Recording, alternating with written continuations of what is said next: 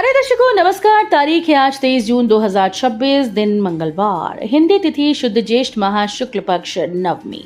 आइए नजर डालते हैं हमारे प्यारे राज्य हिमाचल प्रदेश की तमाम बड़ी खबरों पर। वीडियो शुरू करने से पहले कमेंट बॉक्स में जय हिंद लिखकर हमें सपोर्ट करें। तो चलिए शुरू करते हैं। सूबा सरकार ने लगाए पर्यटन को पांग, टूरिज्म को बढ़ावा देने के लिए चलाई जा रही कई योजनाएं। हिमाचल प्रदेश पर्यटन क्षेत्र में एक अहम हस्ताक्षर रखता है। हिमाचल को हर मौसम में पर्यटकों के पसंदीदा गंतव्य के रूप में स्थापित करने के लिए मुख्यमंत्री सुखविंदर सिंह सुक्खू के नेतृत्व में प्रदेश सरकार ने सशक्त कदम उठाए। धार्मिक पर्यटन के लिए प्रसिद्ध हिमाचल को साहसिक पर्यटन के केंद्र के रूप में भी स्थापित किया जा रहा है। प्रदेश के जलाशयों को लग्जरी और एडवेंचर टूरिज्म के रूप में विकसित किया जा रहा है। इस कड़ी में गोविंद सागर झील में पहली बार cruise shikara, house boat, jet ski और वाटर स्कूटर जैसी सुविधाएं प्रदान की जा रही हैं। हमीरपुर जिले के नादौन में ब्यास नदी पर एशियन राफ्टिंग चैंपियनशिप और शिमला जिले के सतलुज नदी पर एशियन राफ्टिंग चैंपियनशिप का आयोजन आकर्षण का केंद्र रहते हैं। 2016 से पहले सेवानिवृत्त कर्मियों को जुलाई में मिलेगा बकाया एरियर, सरकार ने जारी किए आदेश। हिमाचल प्रदेश सरकार ने वर्ष 2016 से पहले सेवानिवृत्त हुए कर्मचारियों और पारिवारिक पेंशनर्स को बड़ी राहत देते हुए उनके पेंशन संशोधन से संबंधित शेष एरियर का भुगतान जुलाई में करने का फैसला लिया। वित्त पेंशन विभाग की ओर से सोमवार को जारी कार्यालय ज्ञापन में इस संबंध में आदेश जारी किए गए। प्रधान सचिव वित्त की ओर से जारी इस आदेश को सभी प्रशासनिक विभागों, मंडलायुक्तों और संबंधित अधिकारियों को भेज दिया गया।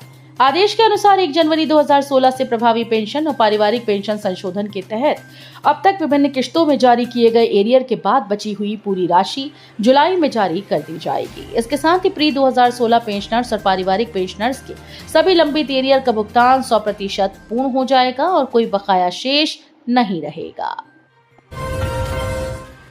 जुलाई में भी लाखों एपीएल उपभोक्ताओं को मिलेगा 12 किलो आटा, 5 महीनों से कटौती जारी। हिमाचल प्रदेश की उचित मूल्यों की दुकानों में जुलाई महीने में फिर से प्रदेश के लाखों एपीएल उपभोक्ताओं को 12 किलो आटा ही मिलेगा। केंद्र की ओर से एपीएल उपभोक्ताओं के आटे में पिछले 5 महीने से लगातार कटौती की जा रही है। इस दौरान ट्राइबल क्षेत्रों में सप्लाई भेजने के नाम पर कटौती होने का हवाला दिया जा रहा है। जिले में उपभोक्ताओं को फरवरी महीने में 11 किलो, मार्च से जून तक 12 किलो आटा ही दिया गया। इसके बाद अब जुलाई महीने में भी एपीएल उपभोक्ताओं को 12 किलो आटा ही दिया जाएगा। इसके लिए निदेशालय शिमला से एलोकेशन कर दी गई है, जबकि चावल अभी भी 6 किलो ही दिए जा रहे हैं। एचआरटीसी कर्मचारी और पेंशनर्स के वित्तीय लाभ के लिए 20 करोड़ जारी। हिमाचल पथ परिवहन निगम के कर्मचारी और पेंशनर्स को राहत मिली है। प्रदेश सरकार ने निगम के लंबित मेडिकल प्रतिपूर्ति दावों के निपटारे हेतु 20 करोड़ जारी कर दिए। इसका सीधा लाभ निगम के लगभग 11,000 कार्यरत कर्मचारियों और 5,000 पेंशनर्स को मिलेगा। लंबे समय से मेडिकल प्रतिपूर्ति राशि की प्रतीक्षा कर रहे हजारों परिवारों को इससे बड़ी आर्थिक सहायता मिलेगी।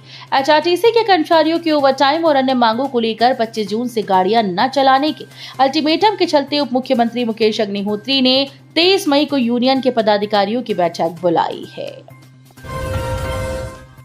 हिमाचल में गेहूं खरीद ने बनाया रिकॉर्ड, लक्ष्य से अधिक हुई खरीद। हिमाचल प्रदेश में रबी विपणन सत्र 2026-27 के दौरान गेहूं की सरकारी खरीद ने नया रिकॉर्ड बनाया। राज्य सरकार ने इस वर्ष 3200 मीट्रिक टन गेहूं खरीदने का लक्ष्य निर्धारित किया था, जबकि विभिन्न खरीद केंद्रों के माध्यम से 4567.50 मीट्रिक टन गेहूं की खरीदी की गई।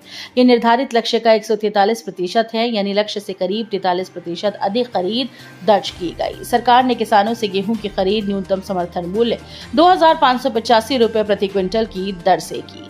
इस खरीद अभियान से राज्य के 1030 किसानों को लाभ मिला और उन्हें कुल 11.80 करोड़ रुपए का भुगतान किया गया। प्रदेश में एफडीआर तकनीक से बन रही सड़कें, बिलासपुर में हुआ था ट्रायल, अब 666 किलोमीटर मार्गों पर हो रहा काम। अमेरिका कनाडा मॉडल पर अब भारत की सड़कें बनेंगी। उत्तर प्रदेश से इसकी शुरुआत हुई थी और उसके बाद बिहार, असम, झारखंड में इस तकनीक से सड़क निर्माण कार्य किए गए। हिमाचल प्रदेश में वर्ष 2023 में एफडीआर तकनीक से सड़क निर्माण कार्य करवाने का निर्णय लिया गया और बिलासपुर में ट्रायल हुआ। प्रदेश में इस तकनीक का पहला प्रमुख प्रोजेक्ट बिलासपुर जिले के घुमारवीं उपमंडल की गाहर नसवाल सड़क पर वर्ष 2024 में शुरू हुआ, जिसके बाद अब प्रदेश सरकार ने 666 किलोमीटर सड़कों पर इस तकनीक से कार्य करने का फैसला किया है। तकनीकी शिक्षा का डिप्लोमा 12वीं विज्ञान के समकक्ष पाठ्यक्रमों में शामिल होंगे नए विषय। हिमाचल प्रदेश में तकनीकी शिक्षा बोर्ड की ओर से प्रदान किए जाने वाले डिप्लोमा को 12वीं कक्षा के विज्ञान संकाय के समकक्ष मान्यता दिलाई जाएगी। इस पहल से तकनीकी शिक्षा प्राप्त विद्यार्थियों को उच्च शिक्षा और विभिन्न प्रतियोगी परीक्षाओं में अधिक अवसर मिलने की संभावना है। सोमवार को राज्य सचिवालय में सचिव तकनीकी शिक्षा डॉक्टर अभिषेक जैन की अध्यक्षता में हुई बोर्ड की बैठक में ये फैसला लिया गया। इसके अलावा बोर्ड ने निर्णय लिया कि वर्ष 2020 के बाद फार्मेसी में डिप्लोमा करने वाले विद्यार्थियों को फार्मेसी काउंसिल ऑफ इंडिया की संशोधित अधिसूचना के अनुरूप डिप्लोमा प्रमाण पत्र जारी किए जाएंगे, जिससे उनकी योग्यता राष्ट्रीय मानकों के अनुरूप रहेगी। तकनीकी शिक्षा बोर्ड ने वित्त वर्ष 2026-27 के लिए 14 करोड़ रुपए का बजट पारित किया। 12 माह वेतन और 7,000 रुपए मानदेय की मांग को लेकर मिड डे मील कर्मियों का सचिवालय घेरा। Mid day meal workers union के आह्वान पर सोमवार को प्रदेश भर के हजारों मिड डे मील कर्मियों ने शिमला में विशाल प्रदर्शन किया। प्रदर्शनकारियों ने टॉयलेट से सचिवालय तक रैली निकालकर अपनी मांगों के समर्थन में जोरदार नारेबाजी की और केंद्र व प्रदेश सरकार की नीतियों के खिलाफ रोष जताया।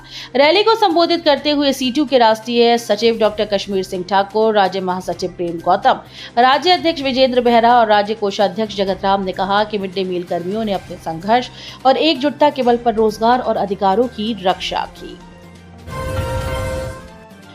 शिमला में आयोजित इंटरनेशनल प्रो बॉक्सिंग चैंपियनशिप में भारत व 4 देशों के पेशेवर बॉक्सर्स के बीच होंगे मुकाबले। पूर्व मुख्यमंत्री वीरभद्र सिंह की जयंती पर राजधानी के ऐतिहासिक रिज मैदान में मंगलवार को इंटरनेशनल प्रो बॉक्सिंग चैंपियनशिप आयोजित होगी। इसमें भारत व विदेशों के बॉक्सर्स के बीच मुकाबले होंगे। इसके लिए तैयारियां पूरी कर ली गई। इंटरनेशनल प्रो बॉक्सिंग चैंपियनशिप की पूर्व संध्या पर सोमवार को रिज पर बनाए गए बॉक्सिंग रिंग भारत व विदेशी बॉक्सर्स के बीच फेस ऑफ भी हुआ। तय समय में निर्माण कार्य शुरू न करने पर 15 जल विद्युत परियोजनाओं का आवंटन रद्द। हिमाचल प्रदेश सरकार ने जल विद्युत परियोजनाओं के क्रियान्वयन में देरी पर सख्त रुख अपनाते हुए 15 ऐसी परियोजनाओं का आवंटन रद्द कर दिया, जिनके निर्माणकर्ताओं ने निर्धारित समय में निर्माण कार्य शुरू करने में रुचि नहीं दिखाई। सरकार अब इन परियोजनाओं को जल्द धरातल पर उतारने के लिए नए सिरे से अंतर्राष्ट्रीय स्तर पर निविदाएं आमंत्रित करने की प्रक्रिया शुरू कर रही है। सरकार की समीक्षा में सामने आया कि पहले आवंटित 15 जल विद्युत परियोजनाओं के डेवलपर्स ने निर्माण कार्य को आगे बढ़ाने में अपेक्षित गंभीरता नहीं दिखाई।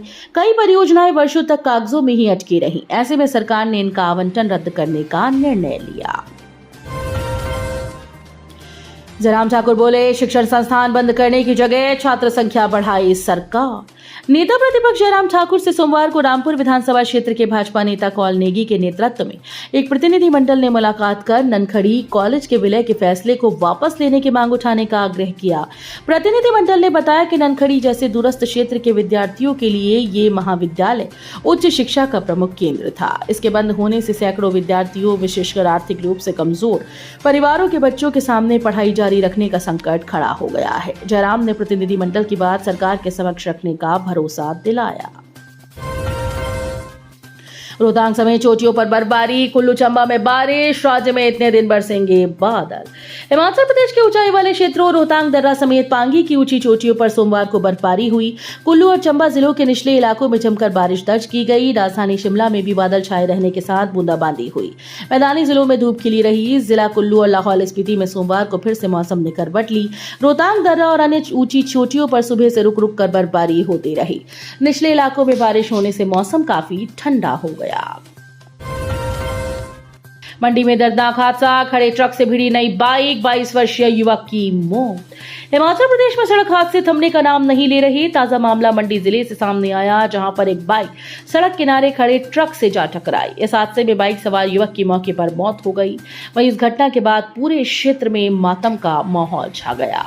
जानकारी के मुताबिक हादसा जिले के नगर निगम क्षेत्र के नीला वार्ड के अंतर्गत मलोरी टनल के समीप हुआ। मृतक की पहचान आयुष 22 वर्षीय पुत्र कमलेश निवासी गांव बग्गी तुंगत तहसील कोटली मंडी के रूप में हुई।